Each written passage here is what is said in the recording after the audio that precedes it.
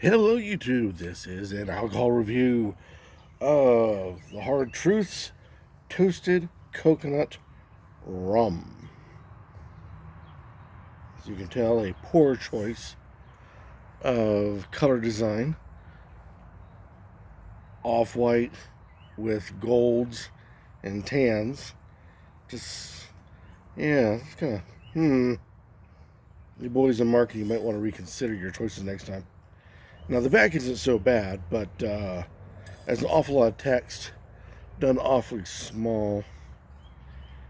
And in case you're saying, well, how do you know, you stupid short man?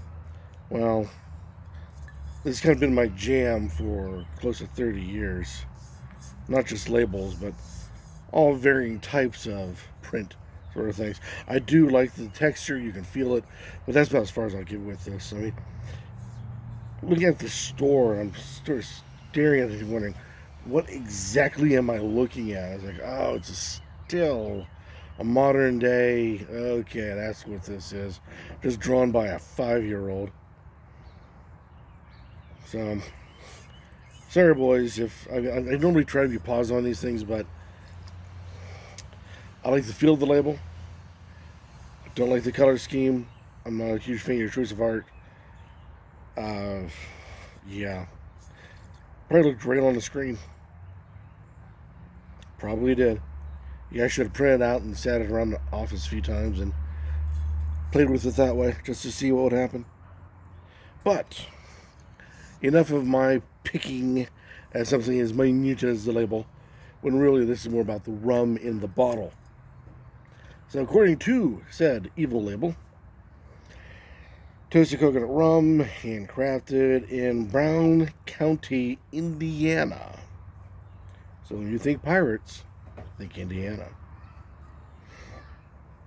Rum with natural flavors, as opposed to the unnatural flavors. Alcohol is 21% by volume, 42 proof, 750 ml bottle. I don't know why I always emphasize that, but I do. The back of the label goes on about how they have their own distillery, and it's in like 325 acres of their own land, and natural resources, and so forth and so on. It's a nice little tale, either. But it's sweet.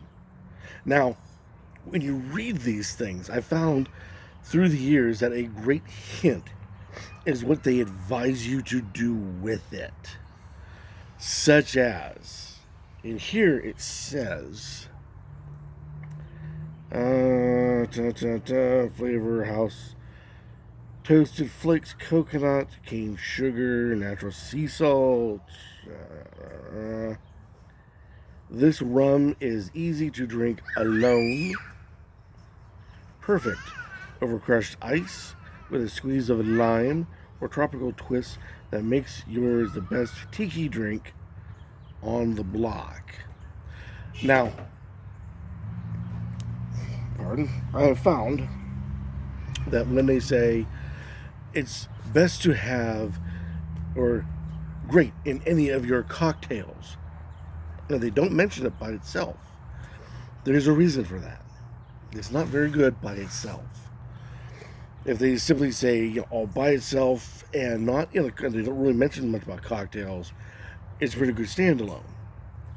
Now, obviously, this isn't a solid, hardcore truth, but I found more often than not, if they don't mention you should drink this alone, it's in a cocktail. At least they're somewhat honest on that part. Yeah, a lot of stuff that you get on the label, the amount of honesty varies between the laws and the state and whatever government they're coming out of. But anyways, that aside, Glencairn rum, wood cap, a little cheating on the top here. This what is this? This is a heat wrap that's put down to here or so. They put a fake ribbon on it. The nice part is they put a tear, so you off and off it goes. But as for a real ribbon, it's just printed onto it. Plastic cork. Nice hardwood, but plastic cork. And perfect. Alright, off to the side so the critters don't knock it over. There's been new critters of late. Apparently some of the old critters have moved out. We've got some new ones roaming around the household. Hooray. Anyways, enough complaining. This is what we get. It is an off-white. I first thought it was simply the glass of the bottle, but it is not. It is the rum itself. A slight hint of yellow, and it is beautifully clear. Absolutely beautifully clear. Now, the yellow, I don't know why. I'm not up on the laws of making rum. There could be an additive of a dye to help separate it out so it doesn't look like vodka. It could be for any reasons. I stumbled across a rum earlier in choosing this one. I stumbled across one that's in a square bottle that's pink, that boasted to be coconut rum. I can see pink in, let's say, it's a raspberry or a strawberry rum or something. But coconut in pink made you kind of wonder. So sitting right next to it is this guy who's got a slight golden hue to it. And it says coconut rum. Well, clearly something's up. But anyways. Nice tearing. The nose is peculiar. It's not quite florally, perfumey. That's the term I'm looking for. It's not quite perfumey. And like it wants to get there, but just falls short. There is a heaviness in it, which could be the toasted and hints of the coconut. There's no burning to it, but it does have a medicinally. But the best way I can get it across, a little bit of a medicinal in the nose, buried deep in there. But there's no bite, there's no burn.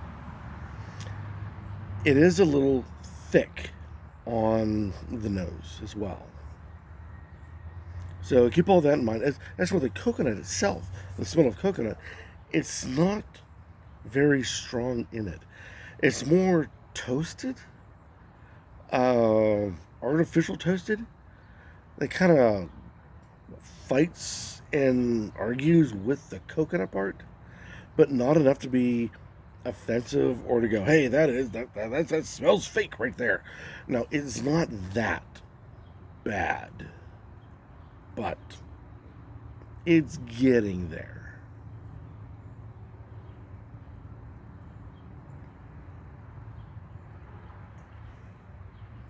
And that right there is tasty. Yeah. Work on the label. Something about the nose. I don't know what you can do about the nose, but something about the nose. But the palate, quite nice. It's heavy, so as you can see behind me, trees are full in bloom. We are hitting the higher temperatures of the summer, which means all this around will be melted and just be a fiery blaze behind us. Think Canada. Years from now, you won't get the joke. It was a joke. But still, think flaming death behind, and that's midsummer in this part of the empire. And this will be too heavy. But in the winter, this will be quite tasty. The problem I have with it,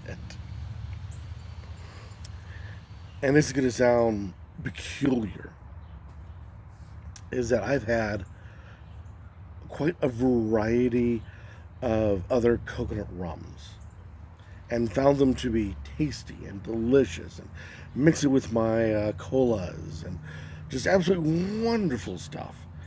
But this rum here, as it comes to the price range, is about mid-range. We're talking at the time of the taping of this video, we're looking at 20s to 30s.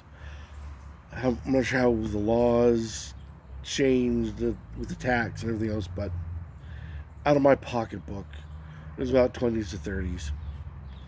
The rums I normally have, we're talking teens when it comes to the dollar value. So yeah, cheap rum. And common names that you would normally have, but definitely on the cheaper end when compared to this guy. So you get used to the flavor of coconut rum when it comes out of a $15 bottle versus a $30 bottle. $30-ish bottle. The ingredients, presumably, are much higher quality. The standards put towards its creation, higher end. The distillation, much more focused on, making a much better product all the way around. And because of that, it has its own flavor being at that level.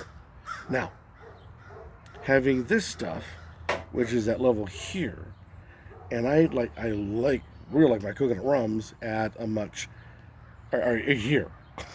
All right, then about down in there, with a little bit higher. All right, okay, because it's all I've ever had. Gives this a very odd taste. It is tasty. It's definitely classify it as yummy. The missus, she got a taste of it, and one of the few drinks or spirits that she and I both agree on, she found it quite tasty too, and immediately threw it into one of her cocktails and said how wonderful it blended all the flavors together. And I had a chance to pry it out of her claws, and she was right. It blended well with the fruit notes and whatnot of her cocktail. And that is what a good rum or a good spirit can do. This coconut rum did it superbly, absolutely superbly.